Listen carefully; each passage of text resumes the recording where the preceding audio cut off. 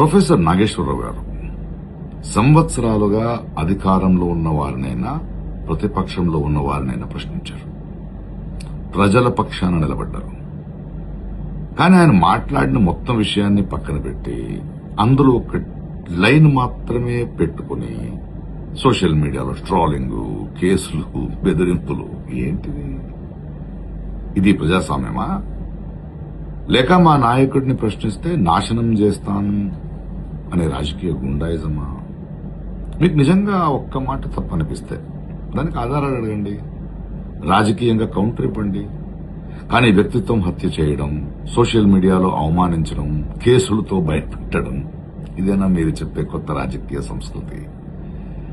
నాగేశ్వరరావు గారు చంద్రబాబు గారిని ప్రశ్నించారు, పవన్ కళ్యాణ్ గారిని ప్రశ్నించారు, కేసీఆర్ గారిని ప్రశ్నించారు, జగన్ గారిని ప్రశ్నించారు, రేవంత్ రెడ్డి గారిని ప్రశ్నించారు, బీజేపీని ప్రశ్నలు అడిగారు. అప్పుడు ఆయన నిజాయితీ మీకు గుర్తుకు రాలేదా? ఇప్పుడు ఒక మాట మీకు నచ్చలేదని ఆయన మీద యుద్ధం ప్రకటించడం ద్వంద్వ వైఖరి కాదా?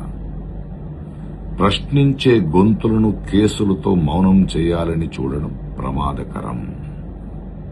ఈరోజు నాగేశ్వరరావు గారు, రేపెవరో. ఇంకో విషయం,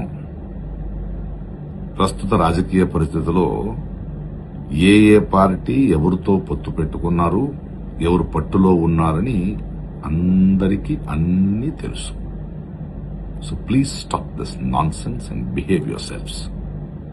నాగేశ్వరరావు గారు, మీ అండగా మేమున్నాం. Keep up the good work.